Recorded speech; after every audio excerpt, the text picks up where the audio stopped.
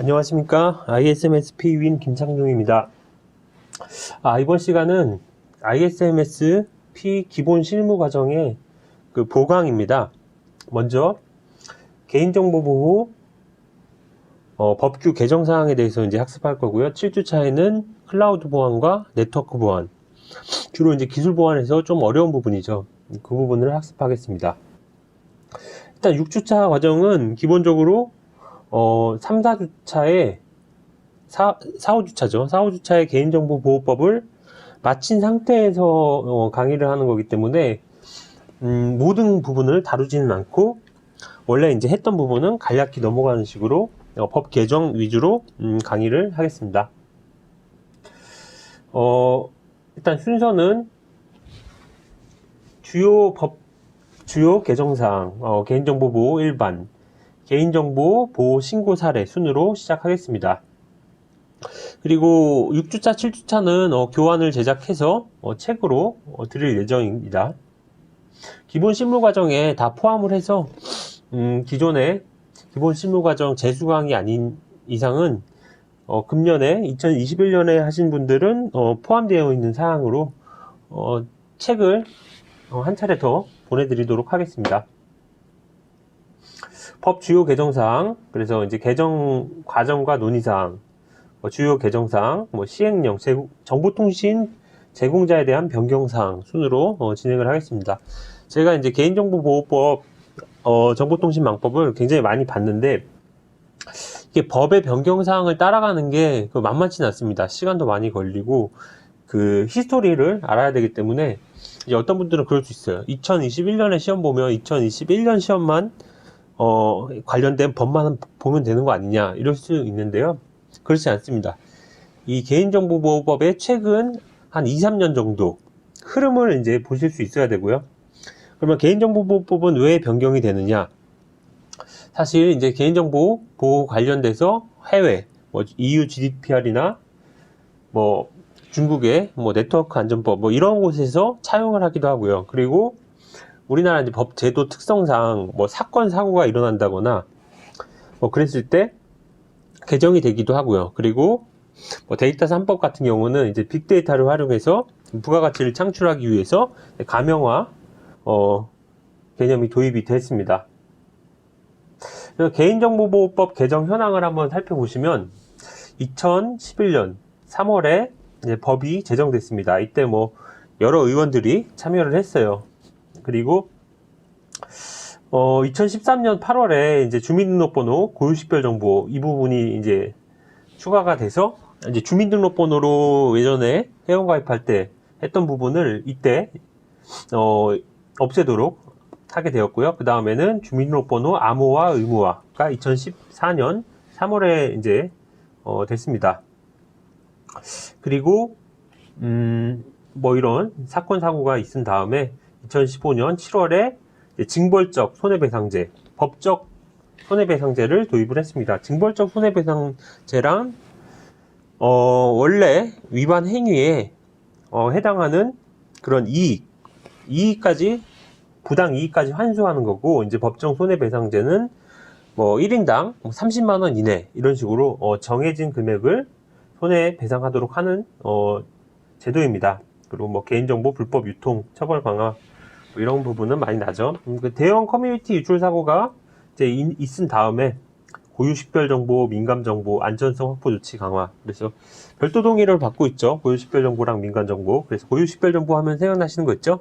주, 여, 운, 외, 주민번호, 여권번호, 운전면허 번호, 그리고 외국인 등록번호. 민감정보 하면 노사, 정유, 범건성이죠. 거기에 이제 인종과 관련된 부분도 추가가 됐더라고요.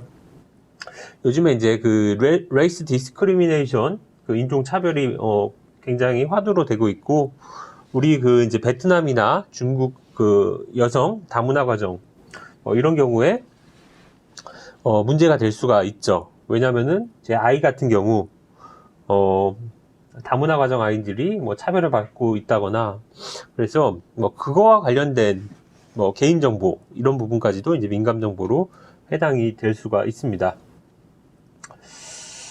그래서 요즘에는 이제 차별 자체가 뭐 성차별이건 뭐 인종차별이건 이제 장애인 차별이건 진짜 금기시 되고 있죠. 차별은 없어야 됩니다. 2017년에는 동의 내용을 명확하게 표시하기 위해 알기 쉽게 표현. 그래서 뭐 아시겠지만 명확한 표시 하면은 이제 홍민고기 목자 해가지고 해당되는 부분을 진하게 뭐 하는 그런 거죠. 그리고 4차 산업혁명위원회가 출범돼서 개인정보보호법이 이제 개정이 됐어요. 그래서 4차 산업혁명위원회는 출범된 지는 굉장히 오래됐는데 개정되는 뭐 개인정보보호법이 이제 발의가 될 때까지는 오래 걸렸어요. 그래서 이 내용이 무엇이냐 이 뒤에 나오겠죠. 4차 산업혁명의 중요성과 개인정보 보호 활용. 그래서 뭐 1차 산업혁명은 이제 기계가 도입되는 거죠. 그 중에서 뭐 증기기관, 뭐 증기기관 차뿐만 아니라 증기기관을 통해서 뭐 동력을 얻는 그런 것들이죠. 2차는 전기 에너지. 그래서 이제 전기 발전을 통해서 그 에너지를 만들어내는 거죠. 그래서 뭐 터빈을 돌려가지고 뭐 에너지를 만들어내고 뭐 배터리 뭐 이런 건 아닌 것 같아요. 이때 3차에는 이제 인터넷, 컴퓨터 이런 거죠. 사실 컴퓨터, 인터넷이 되면서 그 이전과 그 이후가 완전히 달라졌죠. 그래서 아시겠지만 지금은 뭐 우리가 굉장히 민주적인 사회에 살고 있고, 그리고 모든 전 세계가 연결되어 있는 게 이런 이제 컴퓨터와 인터넷으로 도움을 받은 거죠. 그리고 4차 산업혁명은 이제 인공지능, 빅데이터, 초연결인데, 이런 인공지능, 빅데이터, 초연결에 개인정보가 포함이 돼가지고 여기서 이제 정보 주체에 자기 결정권이나 이제 개인정보로 인한 침해가 발생할 수가 있습니다. 그리고 기계의 방대한 데이터 반복 학습으로 인해서 쉽게 말해서 결합이 쉬워지는 거죠. 그러면 이제 개인정보 침해가 발생할 수 있다.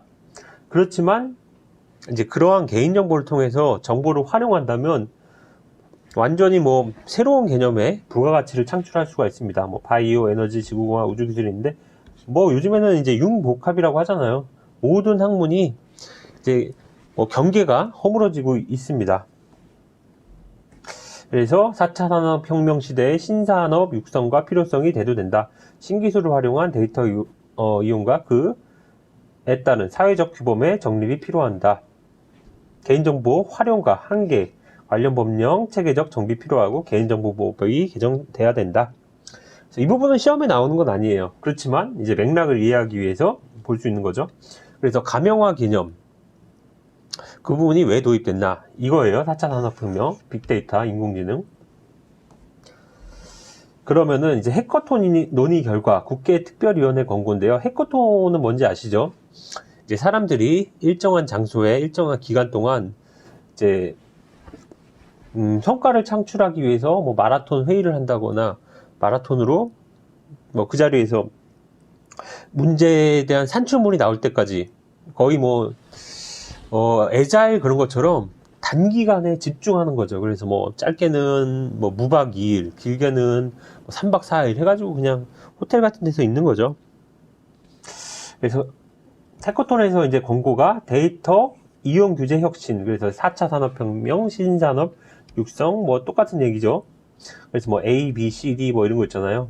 아시겠지만 원래 ICBM에서 뭐 인터넷, 클라우드, 뭐 블록체인, M은 모바일 그랬다가 이제 바뀌었죠.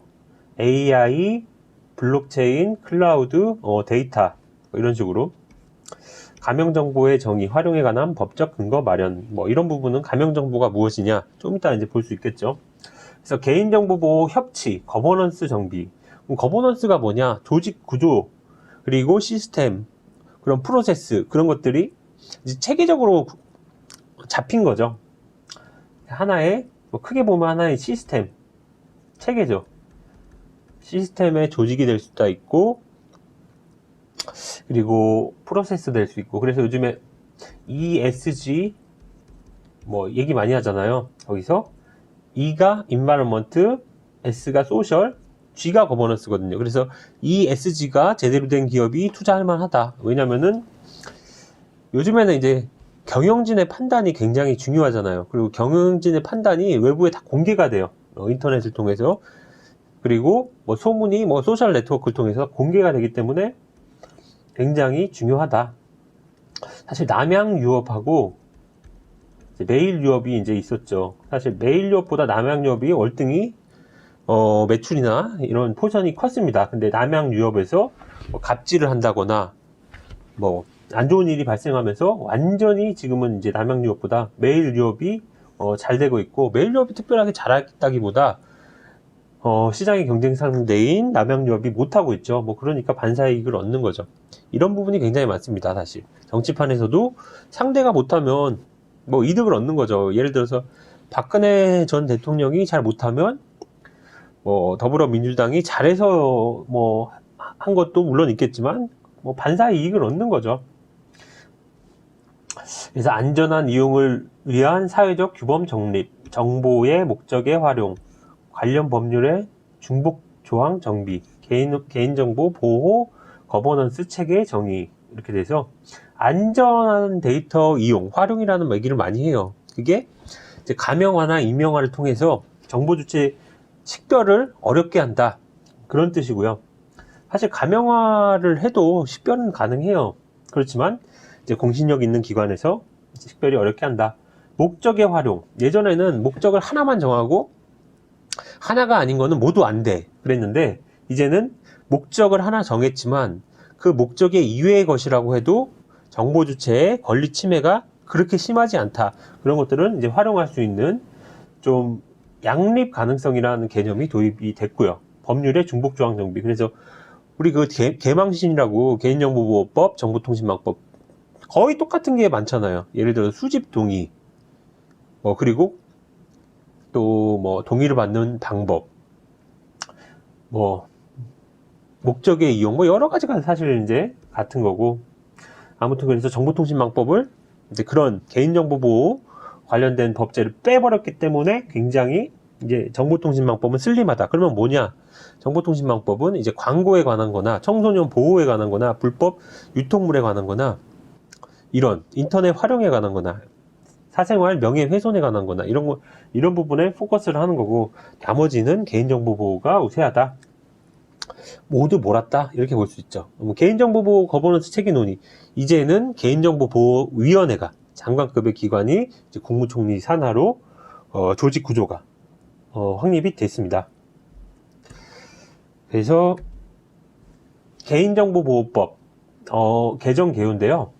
사실 이게 2000년이에요. 2000년 이제 8월 정도인데, 사실 우리가 시험이 언제인지 아시겠지만 8월 29일이었습니다.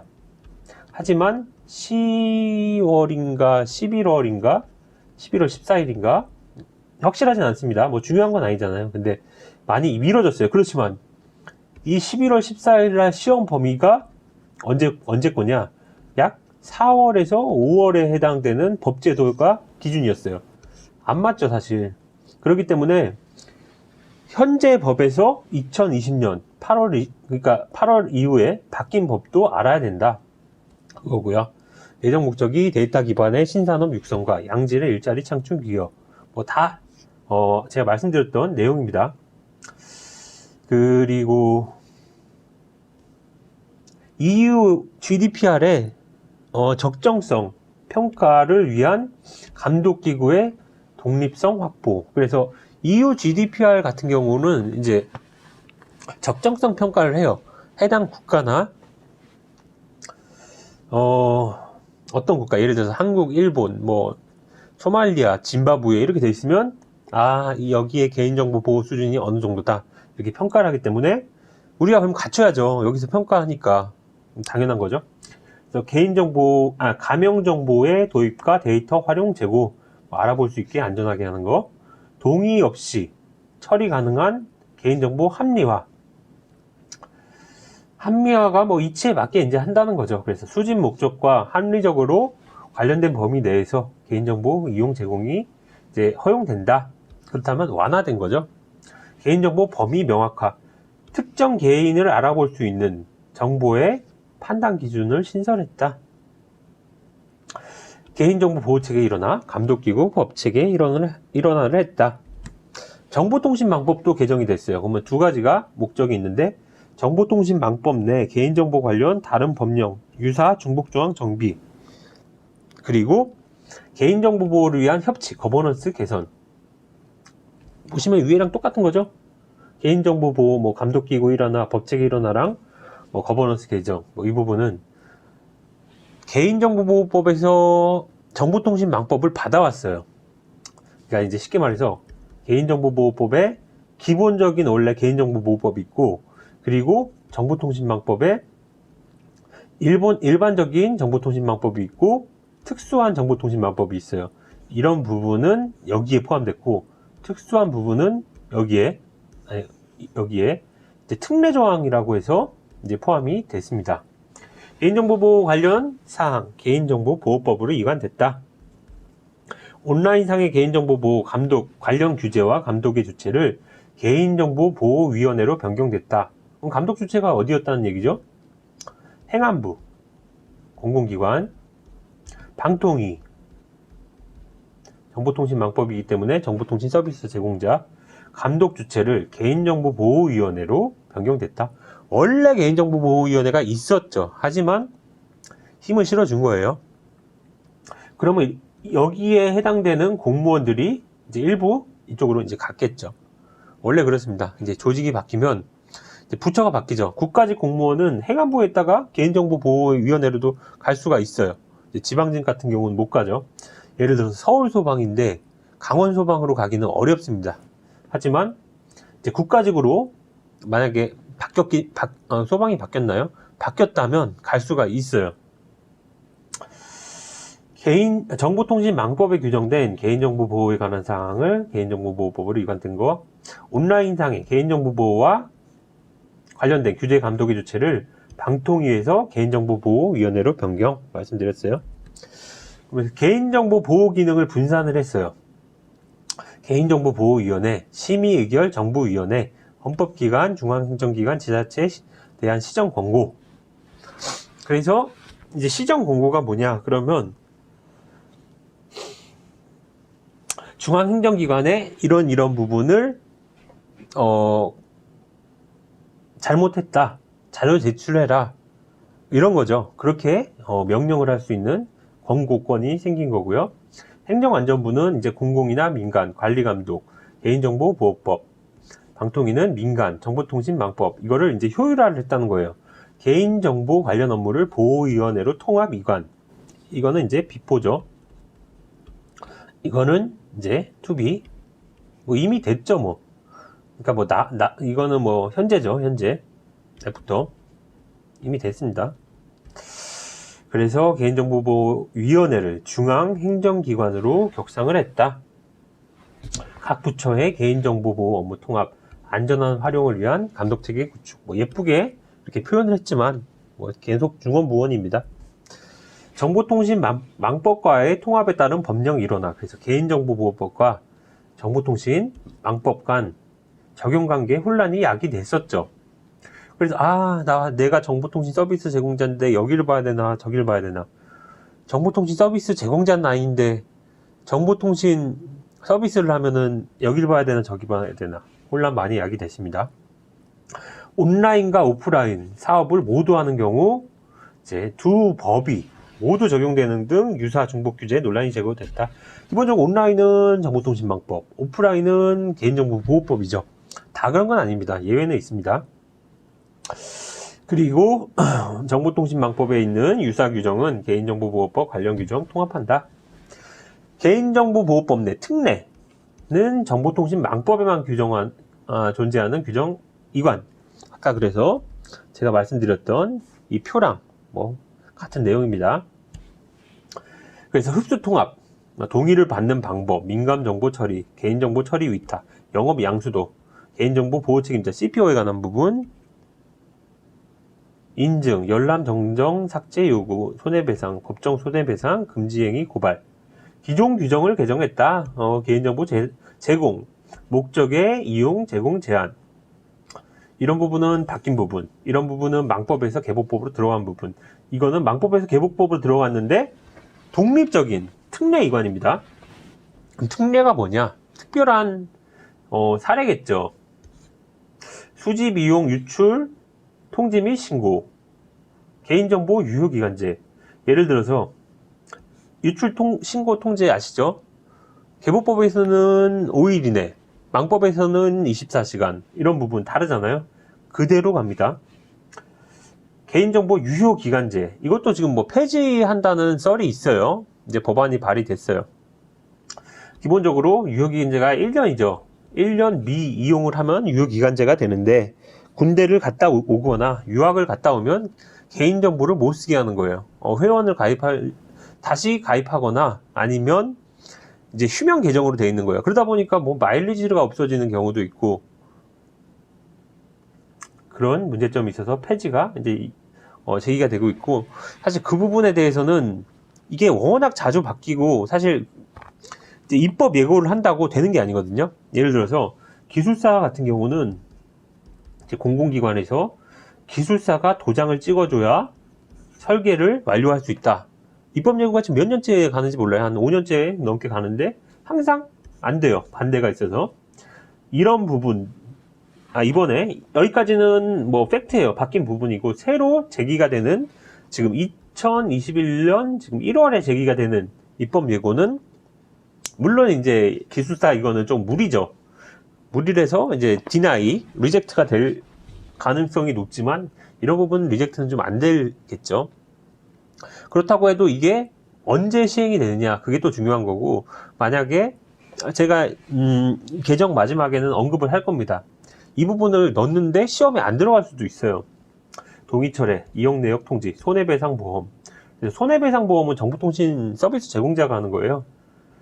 예를 들어서 무슨 보건소 같은 데가 정보통신 서비스를 안 하고 뭐 영리적인 게 아니면은 뭐 손해배상보험을 가입할 필요는 없습니다.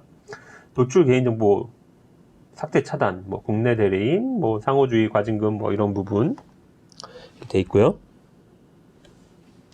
개인정보 개념의 명확화. 사실 명확한 거 이제 여담을 하면 모든 사람이 명확한 걸 좋아해요. 이건 뭐 어떻게 하면 비주얼라이제이션이죠. 가시화. 모든 사람이 좋아해서 명확하게 만드는 비주얼라이제이션만 잘해도 굉장히 다른 사람들의 수요를 창출할 수가 있습니다. 그래서 저도 이 부분에 항상 가독성 좋게 해야 된다, 명확하게 해야 된다, 많이 노력하고 있어요. 어려운 부분이죠. 그래서 명확하다는 이 뜻은 신경을 안 써도 이제 알 수 있게, 이 부분인 것 같아요. 신경 써서 예를 들어서 뭐 고수만 알 수 있고, 뭐 눈이 2.0인 사람만 알 수 있고 의미 없죠. 대충 봐도 알 수 있게, 그게 이제 명확한 거죠. 개인정보 판단 기준 보완, 쉽게 결합할 수 있는지 여부 구체화. 그래서 맨날 이렇게 나왔어요. 쉽게 결합할 수 있는. 근데 결합이 뭔데? 쉽게 하는 건 뭔데? 누가 판단하는데? 항상 이슈가 되는 거죠. 무슨 고난이도의 뭐 과학기술이나 뭐나, 그러면은 뭐, 개인정보가 아니다. 근데, 고난이도는 도대체 뭐고, 쉽게 결합은 뭐고, 이슈죠. 그런 부분을 조금이라도 구체화하려고 했다. 개인정보와 관련된 개념체계를 개인정보, 가명정보, 익명정보로 명확화했다. 그러면, 익명정보는 재식별 여부가 거의 불가능하다고 볼 수 있죠. 그렇지만, 불가능하다고 볼 수 있지만 가능할 수도 있다, 이렇게 보셔야 돼요. 왜냐면은 뭐 예를 들어서 불가능할 수는 없겠죠. 뭐 서울에 뭐 그런 게 아니라, 예를 들어서 뭐 양양에 뭐 개인이 뭐 5,000명이 있다. 완전 비식별화가 돼서 익명정보지만 식별이 될 수도 있어요. 예를 들어서 뭐 양양에 어디가 화재가 났는데 그 지역에 무슨 보험금을 타는 사람은 몇 명이다, 이런 게 막 될 수도 있다. 약간 억지스럽지만 이 예가 좋지는 않은 것 같습니다. 그래서 익명정보는 재식별이 불가능하다 그러면은 불가능에 가까운 거지 아예 안 된다고는 볼 수 없고, 가명정보 같은 경우는 재식별 힘든 거죠. 사실 가명정보도. 그렇지만 데이터의 활용도는 데이터의 이제 활용도는 당연히 여기죠. 익명정보는 활용도는 굉장히 낮죠. 예를 들어서 뭐 차 256으로 암호화를 했어요. 익명정보죠. 근데 활용도가 그거 가지고 뭘 하겠어요. 그냥 고유하게 식별자다. 그 정도밖에 안 되잖아요. 가명정보는 그에 비하면 아시죠? 가명정보 가총사건마 아시죠? 치환이죠. 치환. 홍길동을 인격정으로 이런 거잖아요. 하지만 재식별이 조금은 가능하고 개인정보는 뭐 식별하기 위한 식별하는 정보죠. 사실 물론 개인정보만 안다고 또 식별하는 건 아니지만, 그래서 항상 나오는 정의에 개인정보란 살아있는 개인에 관한 정보. 그래서 사망자나 뭐 실종자 이런 거 안 되죠. 성명, 주민등록번호, 영상 등을 통하여 개인을 알아볼 수 있는 정보. 그래서 해당 정보만으로는 특정 개인을 알아볼 수 없더라도 다른 정보와 쉽게 결합해서 알아볼 수 있는 것을 포함한다. 쉽게가 도대체 뭐냐? 개정을 했어요. 개인정보란 살아있는 개인에 관한 정보로서 다음 각 목의 어느 하나에 해당하는 정보를 말한다. 그럼 목이 뭐냐? 조항목이죠. 뭐 1레벨, 2레벨, 3레벨 단순한 거예요. 그냥 목차 체계고, 성명, 주민등록번호 및 영상을 통해서 개인을 알아볼 수 있는 정보. 해당 정보만은 특정 개인을 알아볼 수 없더라도 다른 정보와 쉽게 알아볼 수 있는 정보. 그대로요. 이 경우에 이제 쉽게 알아볼 수 있는지 여부는 다른 정보의 입수 가능성, 개인을 알아보는데 소요되는 시간, 비용, 기술적으로 합리적으로 고려하여야 한다. 이 부분을 이제 추가적으로 개정을 했고요.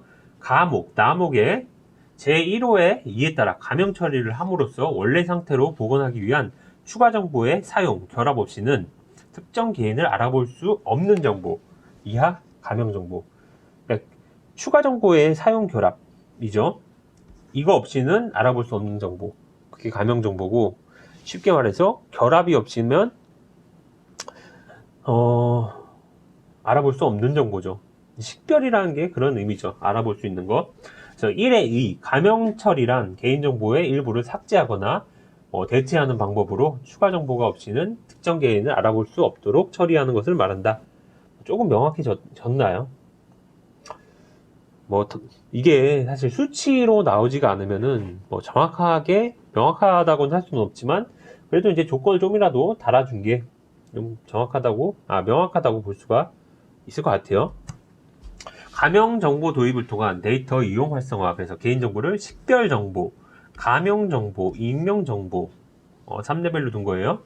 가명정보는 원래의 상태로 복원하기 위한 추가 정보의 사용, 결합 없이는 특정 개인을 알아볼 수 없는 정보, 결합 키 같은 거겠죠. 그래서 예를 들어서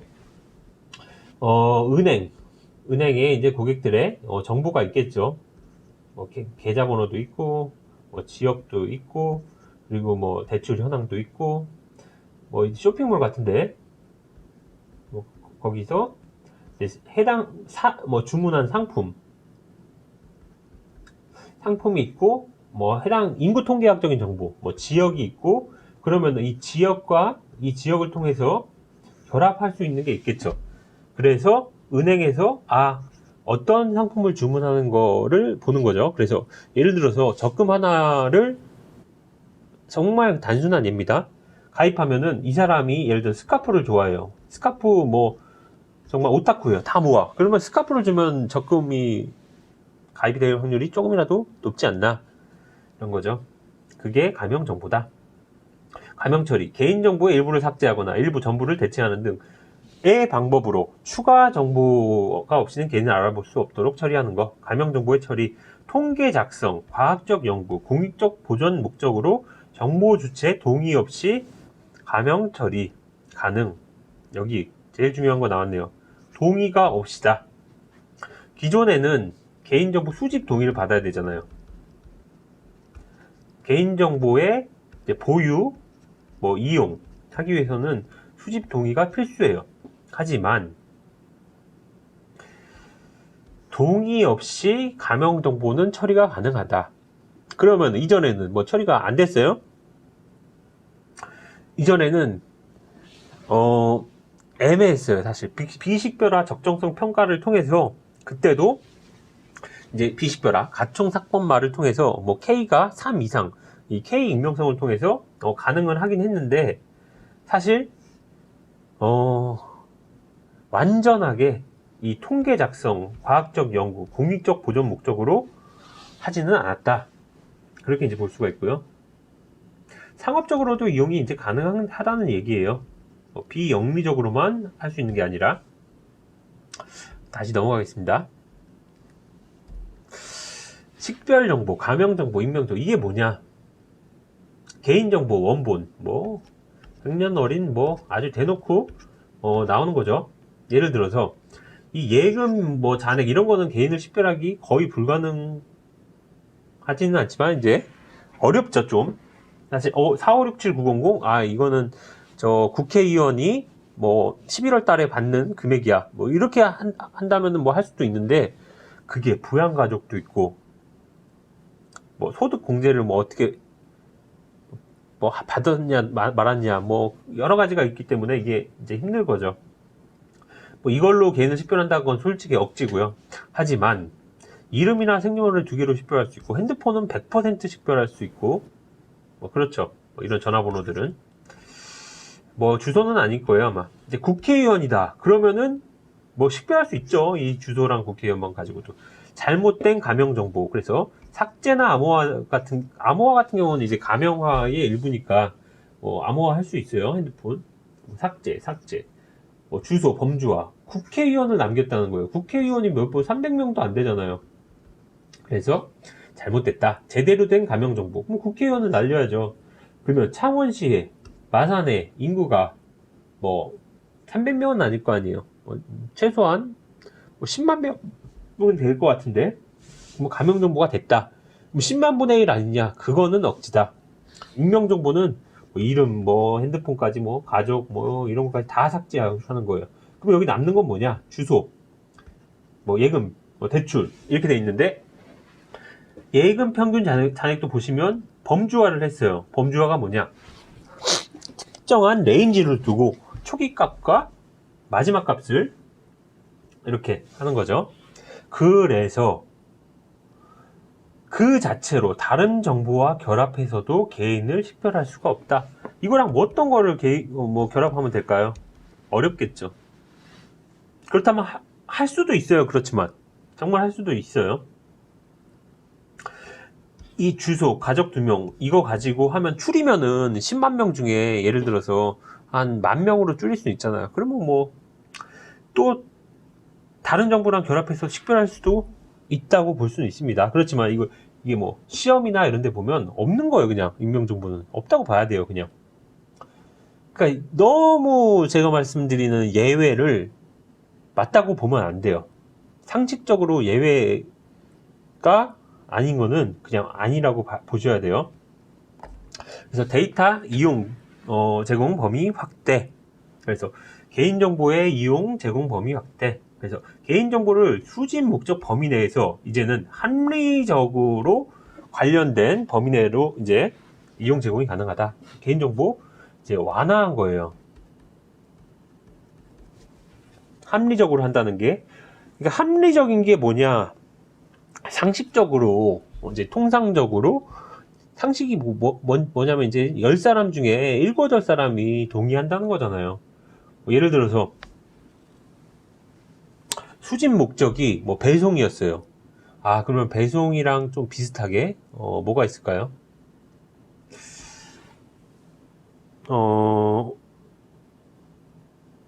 뭐 그냥 억지로 할게요. 배송과 관련된 뭐 콜센터, 전화 이런 부분은 합리적이다. 하지만 배송과 관련되지 않은 뭐 보험, 상품 판매 이런 것들은 아니다. 이런 거예요. 수집 목적, 당초 수집 목적과 합리적 관련 범위, 정보 주체의 불이익 발생 여부, 이게 제일 중요한 거예요, 사실. 정보 주체의 개인정보로 인한 불이익이 발생하면 안 되죠. 사실 이제 개인정보보호법이 어떻게 얘기하면은 이제 소수자의 권리를 보호하는 거예요.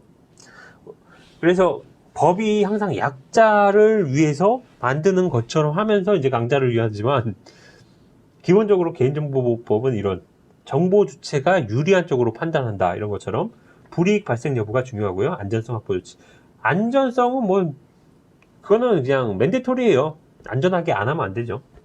가명정보 이용 제공 범위 확대, 통계 작성 학술 연구에서 추가된 거예요. 통계 작성, 과학적 연구, 공익 기록 보전, 이렇게 확대가 된 거예요. 그러면 과학적 연구, 통계 작성, 공익적 기록 보전 등 신제품, 신기술, 제품, 서비스 개발 등 산업적 목적을 포함하는 과학적 연구, 시장 조사와 관한 상업적 목적의 통계 작성도 포함된다. 첫 번째, 산업적 목적이면 뭘까요, 도대체? AI를 통해서 예를 들어서 대기행렬이라고 이제 수요를 어느 정도 맞출 수 있는, 대응할 수 있는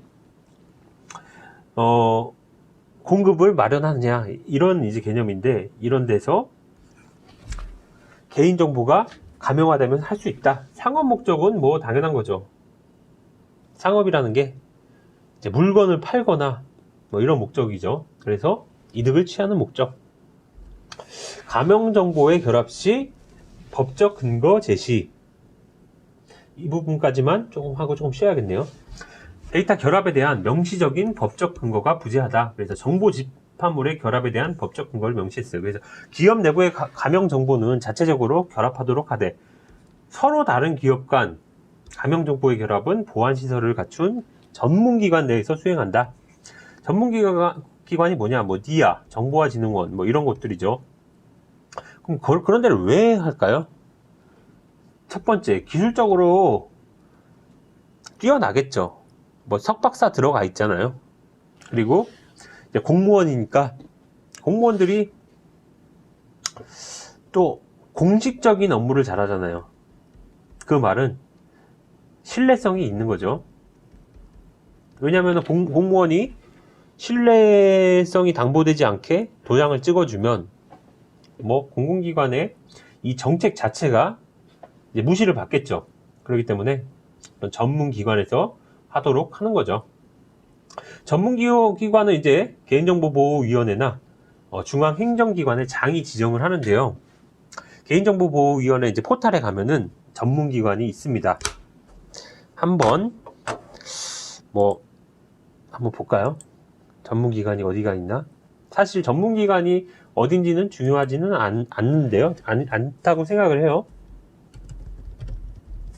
그렇지만 뭐 있다고 하는데 어딘지 궁금하잖아요. 한번 찾아보겠습니다. 그래서 이런데 보도 자료에 이제 결합 전문기관 뭐 여기서도 뭐 논의가 본격화되고 있다. 그래서 개인정보보호위원회에 한 번씩 들어가시는 것도 나쁘지 않아요. 이제 시험에서 개인정보가 나오니까 본다. 그런 거가 이제 1순위죠. 물론 그 이상을 너무 많이 파는 거는 잘못된 거예요. 시간 낭비고 효율적이지 않지만 한 번씩 들어가서 결합 전문기관 업무 논의 이제 본격화하고 있다. 원래 지금 12개인데요. 뭐 제도 개선하고 있다, 의견 수렴하고 있다, 뭐 이런 거죠. 그러면 12개가 뭐냐? 보면은 뭐 저도 뭐 다 외우고 있지는 않아요. 여기다 한번 볼까요?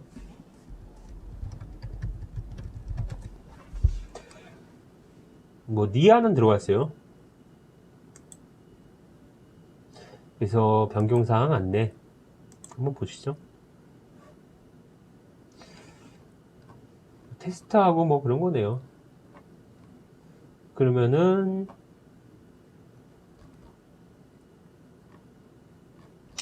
결합 전문기관 지정 기준이고, 근데 이런 것까지 다 보실 필요는 없어요. 결합 전문기관 지정 기준까지 보실 필요는 없고요. 그러면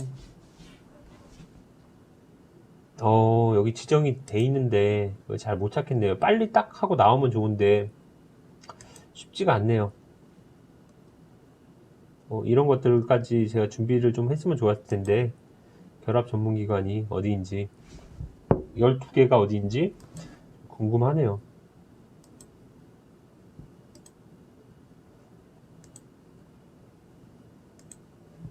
여기 파일이 있는데 삼성 SDS도 되네요. 민간 부분 1호 결합 기관이래요. 오, 12개. 삼성 SDS 같은 데도 되고 통계청 같은 데도 된다. 아까 이제 결합 전문기관 지정 기준이 있는데 저도 LG CNS 이제 출신이지만 LG CNS 지금 뭐 하고 있는지 모르겠네요. 저희 이제 모 회사라고 해야 되나? 어머니 같은 회사인데 삼성 SDS는 됐네요. 신청기관, 결합신청. 잘 안 보이실라나? 결합신청 방법, 뭐, 뒤에도 나오는데, 결합을 신청하고, 자료 업로드하고, 프로그램 전송하고, 결합키나 일련번호 전송하고, 결합키 관리 시스템에, 결합신청 시스템에서 결합키를 전송하고, 데이터 결합해서 반출 신청한 다음에, 결합 데이터 이제 반출하는 거죠. 이렇게 결합신청서 하면 된다. 보니까 12개가 한꺼번에 나오는 거는 그 문서는 잘 못 찾겠어요. 그렇지만 삼성 SDS 같은 데도 이제 결합 신청을 하네요. 솔직히 이런 거는 빨리 하면 좋을 것 같아요. 왜 결합을 많이 하는지 좀 의외긴 하네요. 그럼 삼성 SDS가 어떻게 생각하면 이제 삼성 그룹사 결합을 하지 않겠어요? 그게 조금 봐주기가 조금 될 수도 있지 않나. 개인정보 활용을 좀 더 활용할 수 있는 방향으로 되지 않나. 그런 생각이 듭니다. 그래서 결합을 수행한 기관 내부로 결합된 정보를 반출할 경우 가명 또는 임명 조치 후 전문기관 승인 후 거쳐 반출한다. 아까 보셨죠, 절차. 그리고 절차 방법은 고시에 이제 있고 결합 전문기관 반출심사위원회 결합정보 반출 승인 기준을 마련했죠. 그래서 결합 목적과 반출 정보가 관련성이 없을 것, 특정 개인을 알아볼 가능성이 없을 것, 반출 정보에 대한 안전 조치 계획이 있을 것, 이런 이제 기준이 있습니다.